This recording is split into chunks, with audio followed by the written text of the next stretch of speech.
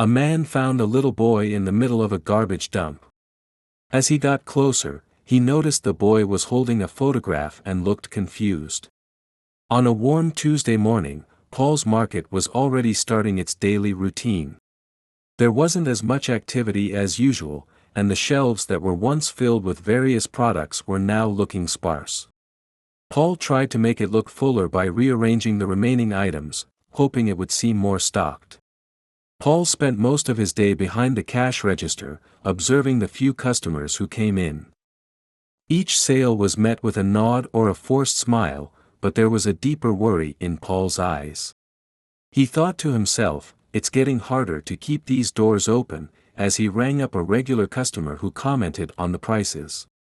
"Everything's going up except for what's happening here. But we'll get through this, young man." As the hours passed, Paul checked the market's books again. The calculator seemed to mock him, each calculation revealing the truth he already knew but didn't want to admit. How am I supposed to turn this around? Paul wondered, feeling the weight of keeping his business alive. Daniel, the dedicated manager who had worked with Paul for years, noticed the dark expression on his boss's face and approached cautiously. He suggested, "Paul, maybe we should think about running a promotion or holding an event to draw in more customers." Daniel tried to inject some optimism into the conversation. "We need to try something new."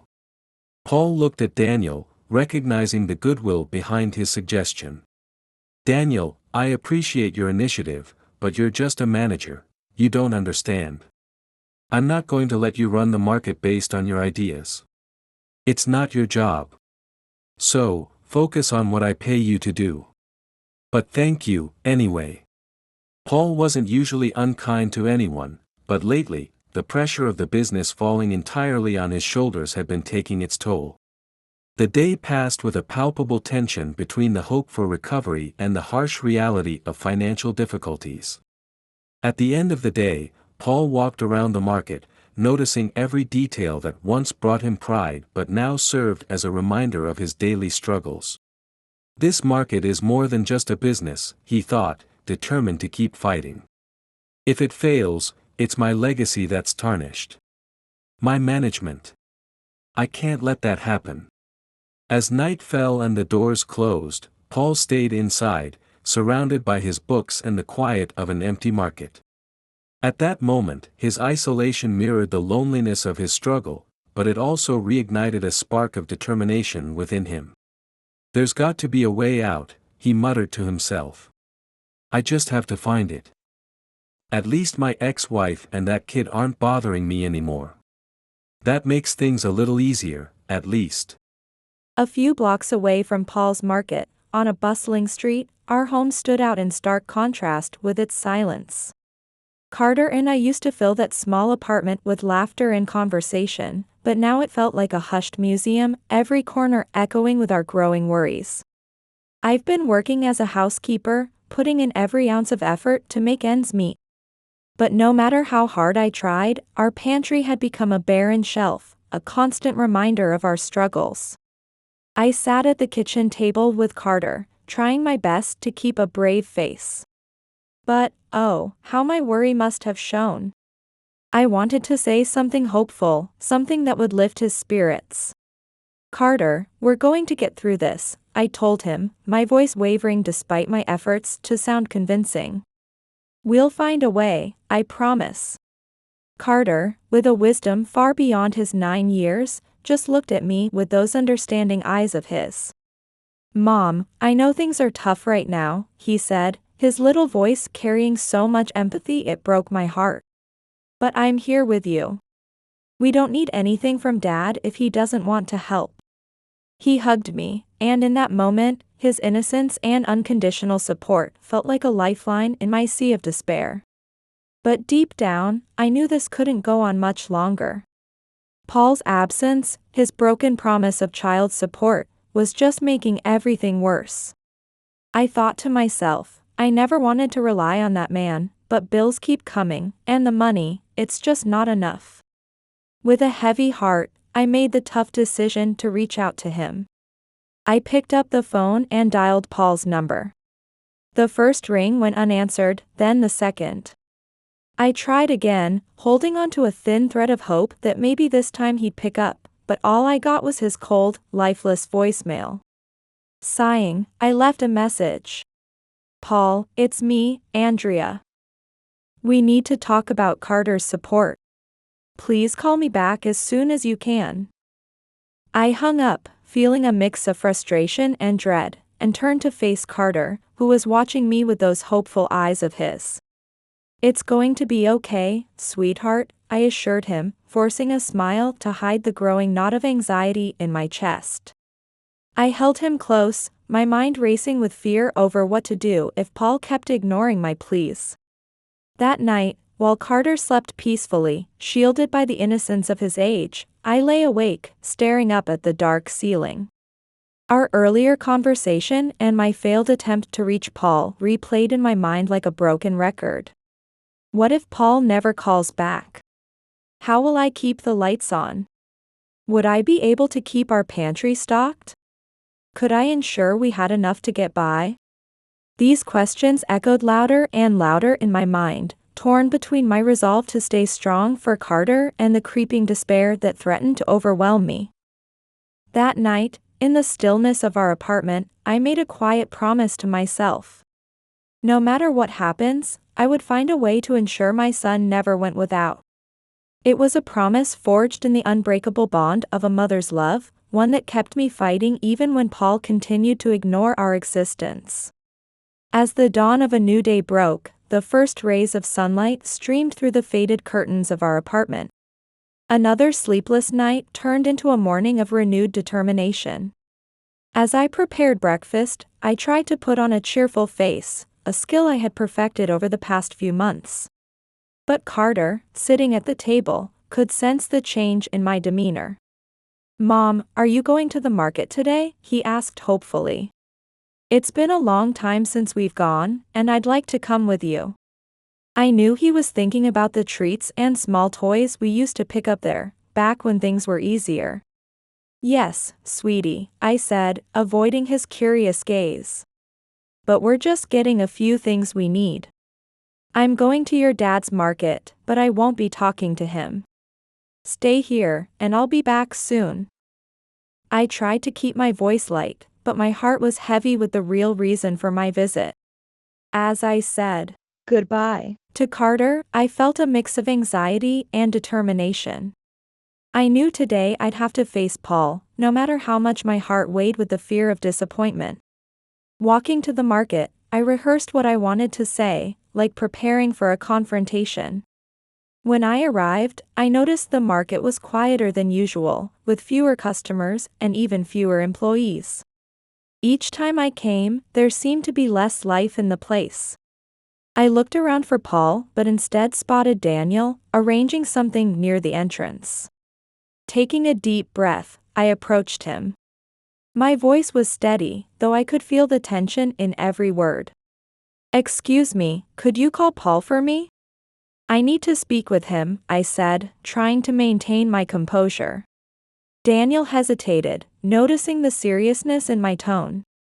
He knew all too well the kind of confrontation that could happen when a customer insisted on speaking with the store owner, and he was trying his best to avoid that situation.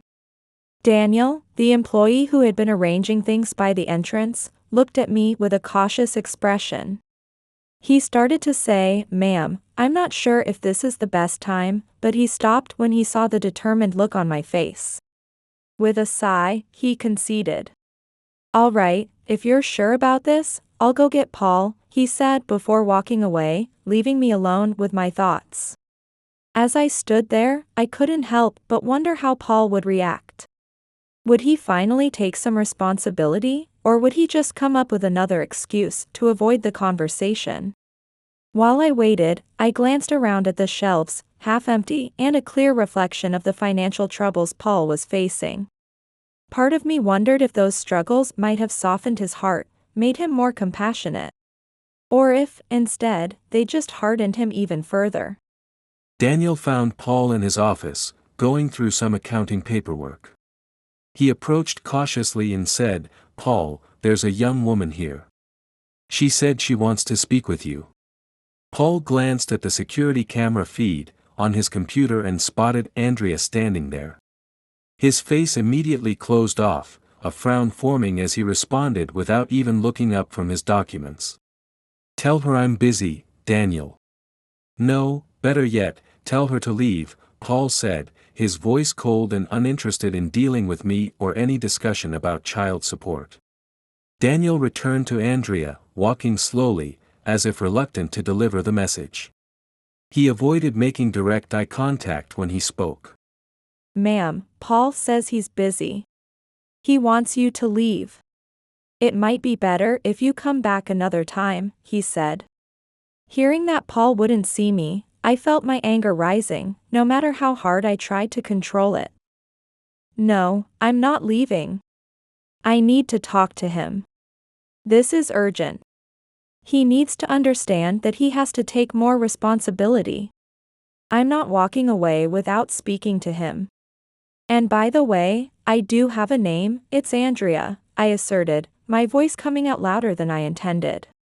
Daniel noticed that the situation was about to escalate and made a difficult decision. Andrea, my name is Daniel. I'm the manager here. If you refuse to leave, I'll have to call the police, he said with a tone of reluctant authority. Even though his words were spoken grudgingly, they carried the heavy weight of a real threat. I just want to speak with him, Daniel. That's all I'm asking for, I repeated, my voice now trembling. It wasn't fear that made my voice shake, but the frustration of having to fight so hard to secure a future for my son. It's not fair that others should suffer because of Paul's irresponsibility. Daniel was torn between his obligations to the market and his empathy for me, feeling the gravity of his position. I understand, Andrea, he said, genuinely concerned about how to proceed. But if Paul doesn't want to talk, there's really nothing I can do. This situation placed him in a moral dilemma. He had to balance the needs of a distressed woman with the clear desire to avoid confrontation from Paul. The onlookers began to sense the stalemate, casting curious glances at both Daniel and me. They whispered among themselves about the potential drama unfolding before them. I felt the weight of their gaze and struggled to maintain my composure. No matter the outcome of this confrontation, I knew my priority was always Carter. The looming threat of police intervention cast a shadow over me, highlighting the harsh reality of having so few options. I don't want to make a scene, Daniel. But please understand, I'm doing this for my son, I explained, my voice low but resolute. Carter's simple mention strengthened my resolve, reminding me why I was there, facing Paul's threats and the possibility of public humiliation. Daniel understood I had a need to be fulfilled but was confused by the mention of my son and unsure of how it related to the conversation, feeling powerless to change the outcome. I'm truly sorry, Andrea. I'll speak with Paul again, but I can't make any promises, he said, turning to try to mediate once more, though success seemed unlikely. As Daniel walked away, I stood my ground, a symbol of resistance amid the emotional chaos surrounding me. Leaving without the answers I sought saddened me, but the strength born of my love for Carter gave me courage. No matter what happened next, I knew my fight was just. It wasn't a fight for pride or revenge, it was a battle for my son's happiness. Daniel returned to where Paul was, his steps heavy and his heart even heavier, resolved to make one final appeal. Paul, please, talk to her. She's worried about her son, Carter. Can't we resolve this civilly? Daniel pleaded, hoping to touch whatever fragment of conscience remained in his boss. But Paul remained unyielding, his expression as hard as stone. I've already told you, Daniel. I'm not talking to her. If she doesn't leave, I'll handle this myself, Paul declared, his eyes signaling a final decision as he picked up the phone. He dialed the police number and reported the disturbance in the store. Daniel watched in despair, knowing it would only worsen the situation. I anxiously watched as Daniel approached again, but before I could speak, the wail of sirens sliced through the air. The police arrived swiftly, 2 officers entering the market. Paul emerged from behind the counter to meet them, pointing directly at me. "She's the one causing trouble." I told her to leave, but she refused, Paul said to the officers, his voice laced with false authority. I watched in terror as the officers approached, a mix of fear and disbelief overwhelming me. I only wanted to talk to him about my son's support. "I haven't caused any trouble," I tried to explain, but my voice was swallowed by the tense atmosphere. "Ma'am, we received a report of a disturbance here. The store owner asked you to leave and you refused." "That's enough for arrest for disobedience," one officer explained, his tone leaving no room for negotiation. "But you don't understand. I'm just trying to resolve this situation. My son's well-being is at risk. I need to sort this out so he doesn't go hungry," I argued, pointing at Paul, my voice rising in desperation. "I just wanted to talk to him. That's all." "Ma'am, please calm down. You're in a place you shouldn't be and refusing to leave. We'll take you to the station and decide on your treatment there," the other officer warned. Clearly, his patience was running thin with what he perceived as outright defiance. Following procedure, the officers handcuffed me and led me out of the market.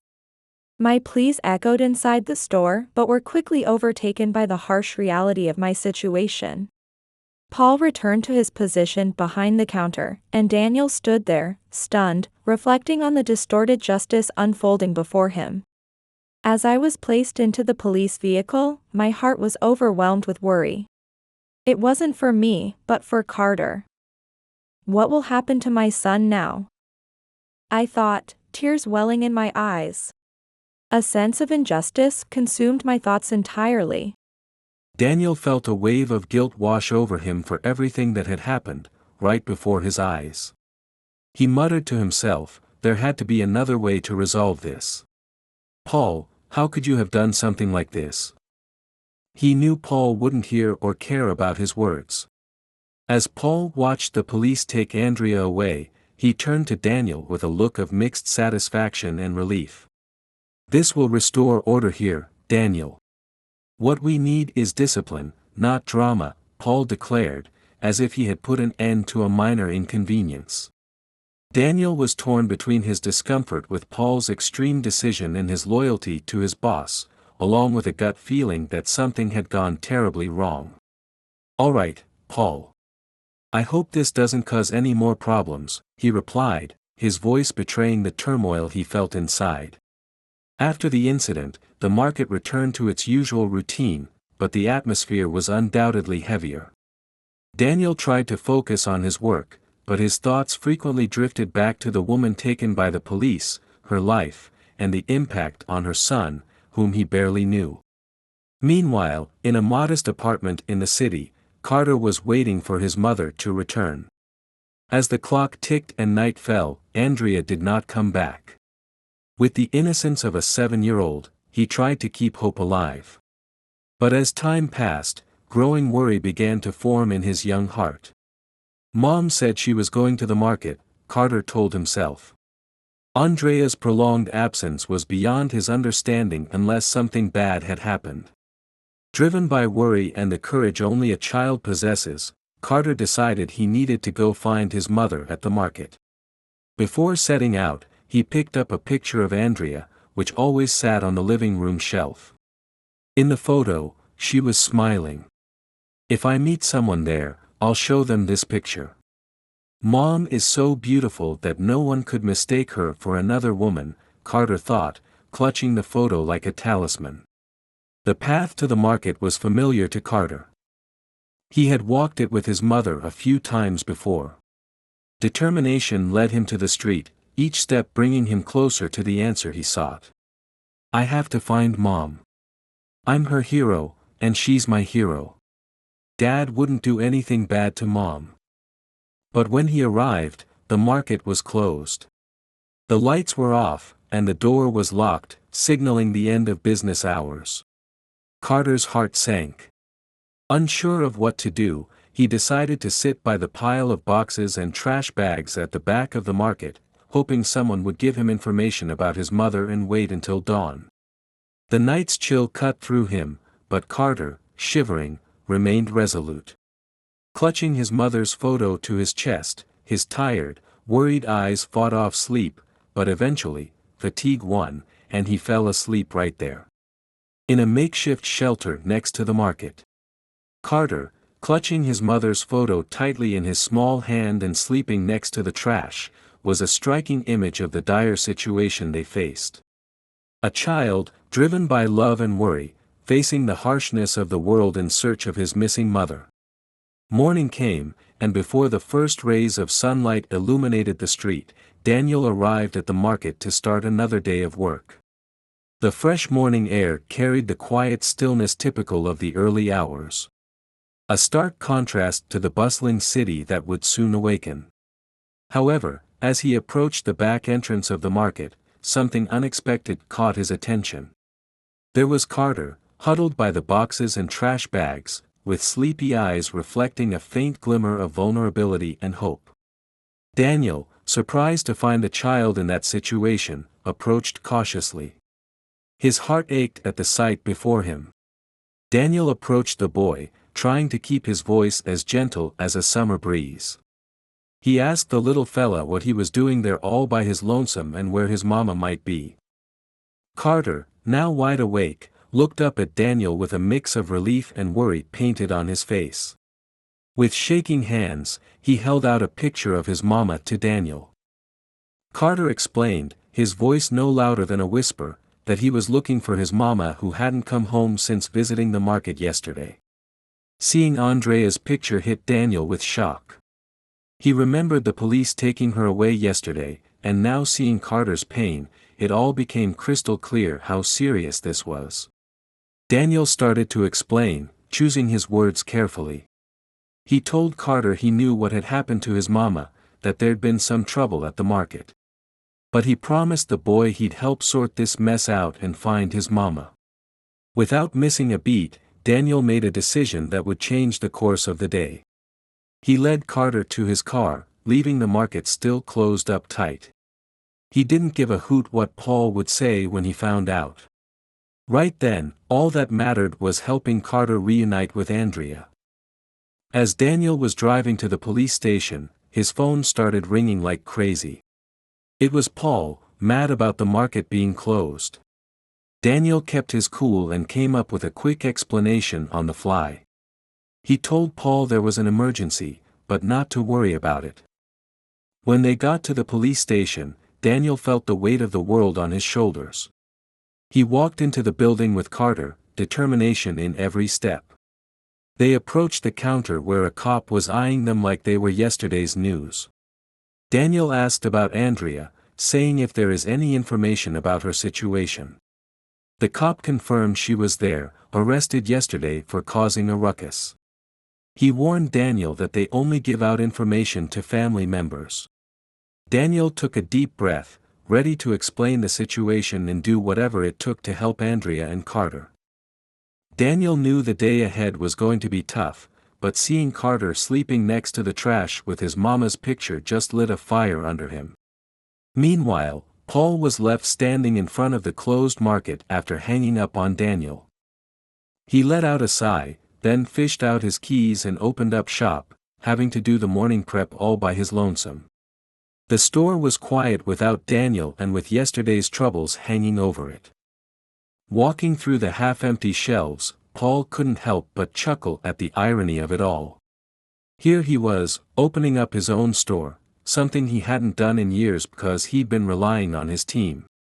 Paul started thinking maybe Daniel wasn't as indispensable as he'd thought, trying to convince himself that one missing worker wouldn't throw a wrench in the works. As time ticked by, the lack of hustle and bustle in the market painted a pretty grim picture of the business.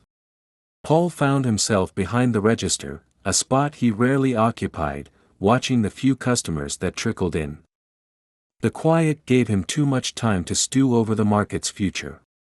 He started thinking maybe it was time to throw in the towel, sell the place, and hightail it out of this one-horse town. The idea of selling the market was a bitter pill to swallow, but with money troubles piling up, it was starting to look like the only way out. But as time went on, Paul's annoyance at Daniel's absence started to fade. Running the market solo gave him a mix of pride and resentment. Guess I don't need anyone else after all, Paul thought, torn between feeling pleased with himself and worrying about what was coming down the pike for the market. Back at the police station, Daniel and Carter were giving the cops the lowdown on what led to Andrea's arrest. Carter chipped in with his innocent observations, his little voice full of certainty about the injustice done to his mama. The cops listened like their lives depended on it, starting to see the bigger picture. Andrea's story, backed up by Carter's testimony and Daniel's 2 cents, shed new light on the whole shebang. After a quick powwow, one of the cops announced they'd be looking into the child support issue. If Paul's been skipping out on his payments, he's going to have some explaining to do, the cop said, seriously. I never thought I'd be sitting in a police station, feeling like my whole world was falling apart. But there I was, waiting for what felt like an eternity, my heart pounding. When they finally let me out, I saw my little Carter standing there. I scooped him up in my arms, holding him tight as if he might disappear if I let go. I could see Daniel watching us, and he looked as relieved. Daniel came over, and I could tell he had more to say. He told me we'd get through this together, his voice all hushed like he was sharing a secret. We found ourselves a quiet spot in a little park next to the police station.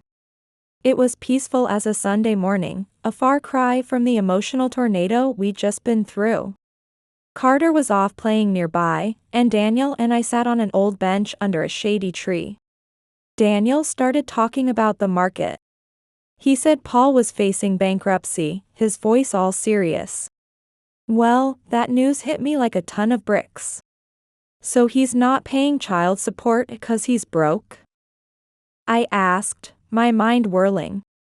But then Daniel dropped another bombshell. Turns out, Paul's got enough money to catch up on those payments if he wanted to. I felt a mix of relief and sadness wash over me. It was good to know the money was there, but it hurt to think Paul just didn't care enough to pay. Daniel and we started to connect. We'd been through the difficult time together, and now we were on the same team. Then, out of the blue, Daniel apologized. He said he felt terrible about getting me arrested. His voice was sincere. I looked at him and saw a man who was trying his best to make things right. I forgive you, Daniel, I said, with smile. Just as we were having this moment, Daniel's phone started ringing. I couldn't believe my ears when Daniel told me about Paul's call. Paul had decided to sell the market. I felt my heart sink. That market wasn't just a store, it was the heart of our little community. Daniel, I said, my voice barely above a whisper, so many folks around here depend on that market. For a lot of people, it's their only option. I looked at Daniel, sitting there next to me on that park bench, his face all scrunched up. The news had hit him hard, I could tell. It was written all over his face, plain as day. Then, out of the blue, he said, we can't let the market close. He wasn't talking to me. I perked up fast. What's going on in that head of yours, Daniel? I asked, leaning in close. I was hoping for a glimmer of hope in this sea of bad news. Daniel hesitated, his eyes darting around the park like he was searching for the right words in the trees or something. Finally, he looked at me, his eyes burning with determination. He told me he had a plan, but he couldn't share the details just yet. I sat there, my heart beating like a drum, wondering what on earth Daniel had cooked up. I don't mind telling you, I was scared. Scared for the market, scared for our community, scared for my Carter and me. But looking at Daniel, seeing that fire in his eyes, I felt something I hadn't felt in a long time, hope. It was like seeing the first ray of sunshine after a long, dark storm. I didn't know what Daniel's plan was, but I knew one thing for sure: whatever it was, I was all in. Daniel, a man on a mission, dropped Andrea and Carter off at home before heading to his own place. He made a beeline for his savings, money he'd squirreled away over the years like a determined. Each bill felt heavy in his hands, not just physically, but emotionally too. Back at the market, he found Paul buried under a mountain of paperwork. Daniel announced he needed his final paycheck. His voice was firm. Paul was all too happy to settle up. He told Daniel money wasn't an issue, seeing as he was fixing to close up shop and move to the big city. While Daniel counted his money, Paul took the opportunity to badmouth Andrea and Carter, not knowing the situation had changed. He went on about Andrea always wanting more money and hoped Carter wouldn't follow in her footsteps. Daniel chose to ignore Paul's venomous words, focusing on his counting. When he finished, Daniel looked at Paul with a seriousness. "Hold your horses, Paul," he said, his voice as steady as a rock. Then, Daniel held out the money to Paul, along with his own savings. Daniel said that he wanted to buy the market. Paul looked at Daniel, taking the money with a mixture of disbelief and suspicion. He counted the cash carefully, trying to make sense of this unexpected offer. Once he was sure the amount was right, Paul narrowed his eyes at Daniel, sizing him up. "What's your angle?" Paul asked, trying to figure out what was going on in Daniel's head. Daniel kept his cool, explained his reasons without mentioning Andrea or Carter. He talked about keeping the community together and giving the market a new lease on life. They haggled over the details, but eventually shook on it. Paul, still scratching his head over Daniel's sudden change of heart, said he'd be skipping town the next day. But Daniel asked Paul to stick around for the market's grand reopening the following week. Surprisingly, Paul agreed, probably curious to see how this would all play out. Daniel spent the week getting the market ready, even giving it a new name, Community Market. He spread the news around town and hired a painter to give the place a facelift. In the midst of all this, Daniel didn't forget about Andrea and Carter. One afternoon, he showed up at their place with a basket of groceries from the market. I couldn't believe my ears when Daniel told me he'd bought the market. He explained he wanted to make it a place that'd benefit our whole community, somewhere everyone would feel welcome. The enthusiasm in his voice was clear. I listened to him, my heart swelling with gratitude. "This is incredible, Daniel," I said, my eyes probably shining. "I don't know how to thank you for everything you've done for me and our community." As we talked, I felt a connection growing between us. His kindness and determination touched my heart in a way I hadn't felt in years. Daniel told me he'd been to the police station too. The child support investigation was moving along, and he'd convinced Paul to stick around a bit longer. It was all part of his plan to make sure Carter and I got the justice we deserved. I couldn't help but smile. Here was a man who cared not just about me and Carter, but about our whole community. "You're really making a difference, Daniel," I told him, my voice firm. "Carter and I are with you all the way." After Daniel left, I stood there watching him go, feeling a mix of gratitude and admiration wash over me. I knew then that things were changing, and for once, it felt like they were changing for the better. It was like seeing the first ray of sunshine after a long, dark storm. Daniel had given us more than just groceries or a renovated market.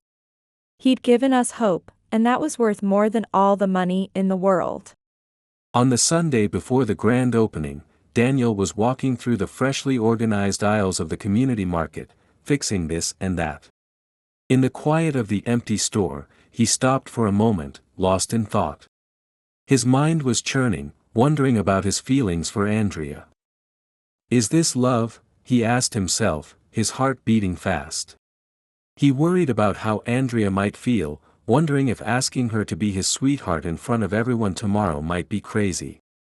The idea both scared him and excited him, like standing on the edge of a cliff, ready to jump. Daniel was hesitating, torn between taking a leap of faith and playing it safe. It was a real doozy of a situation, and he wasn't sure which way to jump. He knew tomorrow would be a big day, not just for the market, but maybe for his heart too. As he finished up his preparations, Daniel couldn't help but feel like he was on the brink of something big, something that could change his life forever. I was sitting in my quiet house, just thinking about all the changes in my life lately. It's been a real roller coaster ride. My mind kept coming back to Daniel. That man has done more for us than I ever could have imagined.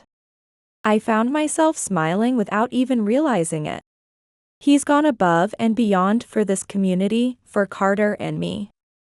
I'm not one to get all mushy, but I couldn't help but feel a deep respect for Daniel's determination. It's like he's got a fire in him. I wasn't thinking about romance or anything like that. At my age, after everything I've been through, those kinds of thoughts don't come easy. But I'd be lying if I said I didn't feel a special kind of admiration for Daniel. It's been growing day by day, like a garden you tend to without even noticing. I couldn't help but wonder what tomorrow would bring. The market's grand opening was gonna be a big deal for all of us. Part of me was nervous. But another part was excited, hopeful even. It's funny how life can change on you. One minute you're at rock bottom, the next you're seeing a glimmer of hope. As I sat there, I realized something. Whatever happened tomorrow, whatever the future held, I was grateful. Grateful for this second chance, grateful for the community's support, and most of all, grateful for Daniel. The day of the community market's grand reopening dawned bright, full of hope and promise. Daniel was there at the crack of dawn, fussing over every little detail. As folks started to trickle in, you could see the excitement and nerves building up in Daniel. Lord, let this all go smoothly, he thought to himself, watching the townsfolk gather around with big eyes. The air was thick with anticipation, like the moments before a summer storm breaks. Daniel stood there, his heart beating fast, hoping and praying that all his hard work would pay off. He couldn't help but scan the crowd, looking for Andrea and Carter, wondering if they'd show up and what they'd think of all this. The market, with its fresh paint and new sign, looked like it had gotten a new lease on life, just waiting to welcome folks back in. As the time for the official opening drew near, Daniel took a deep breath, steeling himself for whatever might come next. It was a moment of truth, and everyone there could feel it, like electricity in the air. I arrived at the market with Carter, his little hand tucked snug in mine. My heart was beating like a drum. As we walked in, Daniel greeted us like we were long-lost family. His eyes were shining bright. He said he was glad we came, his voice all choked up with emotion. I couldn't help but smile and tell him we wouldn't have missed it for the world. Out of the corner of my eye, I spotted Paul watching us from a distance. He looked like he'd seen a ghost. When the opening ceremony started, Daniel took the mic and started talking. He said this wasn't just about opening a market, but about starting a new chapter for our community. Then, wouldn't you know it, he thanked me by name. Said my strength and courage had inspired not just him, but everyone. I felt my cheeks get hot. The market was busy with folks chattering and buzzing all around. It was clear as day this was a success. In the middle of all, Daniel found a quiet moment with me. He looked at me like I was the only person in the room and said the sweetest things. He told me I'd changed his life, made him want to be better, fight for our community. And then, he said he'd fallen in love with me. My heart nearly stopped when he asked me to be his girlfriend. I looked into his eyes, feeling like I was dreaming. I told him how he'd brought light to our darkest days, how I never thought I'd meet someone like him. And then, with tears in my eyes, I said yes. The whole place erupted in applause. It was like something out of a movie. I never thought I'd see the day when our little market would be buzzing, but there we were. Just as Daniel and I were basking in the glow of our new love, the police showed up. They made a beeline for Paul, who looked like a deer caught in headlights. One of the officers announced that Paul was being arrested for not paying child support for Carter, and for trying to pull the trick over their eyes to get me arrested.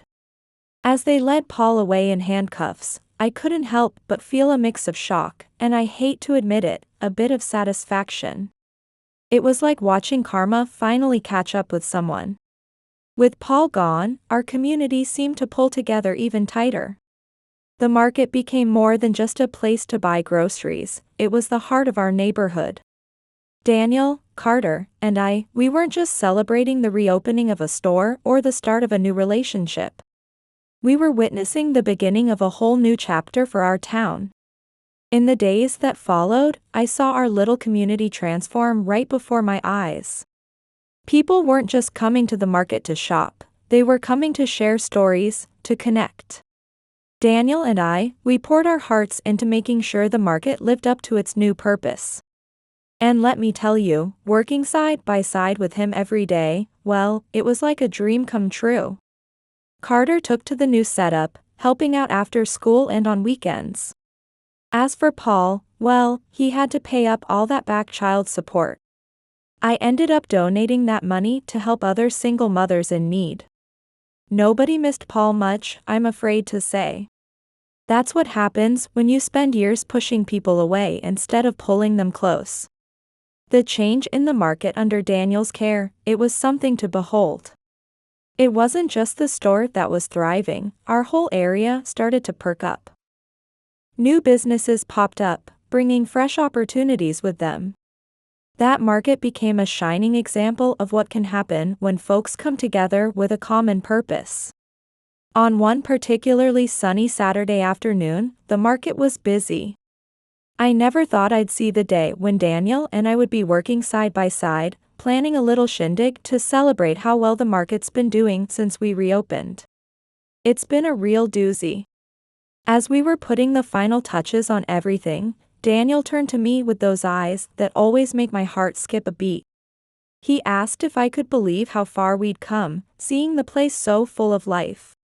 He told me he'd never been so sure about a decision in his life, and that he was grateful for everything we'd been through.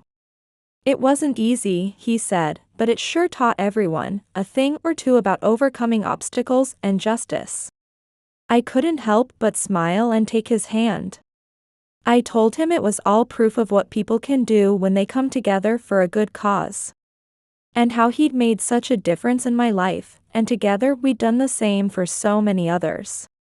Just then, one of our regulars came up, apologizing for interrupting. But what they said next nearly brought tears to my eyes. They told us how the market, and what we'd done here, had changed the whole neighborhood for the better.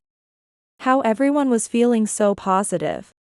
They thanked us for getting rid of that man, meaning Paul, I reckon, and for doing good things. Daniel and we just looked at each other, feeling the weight of what that meant. It was like someone had lifted a heavy burden off our shoulders. Daniel thanked them, saying the market belonged to everyone. I just nodded, smiling so hard my cheeks hurt. This place, it's become more than just a store. It's a symbol of resilience, love, and community. Who'd have thought? Carter, Daniel, and me, we found each other in the strangest of circumstances. But together, we've found success, satisfaction, and a real sense of purpose. As we look to the future, I can't help but feel excited. We're ready to write the next chapter of our lives, stronger together and backed by this wonderful community we've helped reshape. It just goes to show, even when life throws you a curveball, sometimes it's leading you right where you need to be. Well, folks, you've just reached the end of another heartwarming tale on our channel. If you enjoyed this story, why don't you go ahead and give us a thumbs up? And if you're not already part of our family, we'd be tickled pink if you'd hit that subscribe button. Your support is what keeps us going, sharing these uplifting stories almost every day. Now, don't forget to check out the video that's about to pop up on your screen. We appreciate your support more than words can say. Bless your hearts. So, until next time, take care and we'll see you in the next video.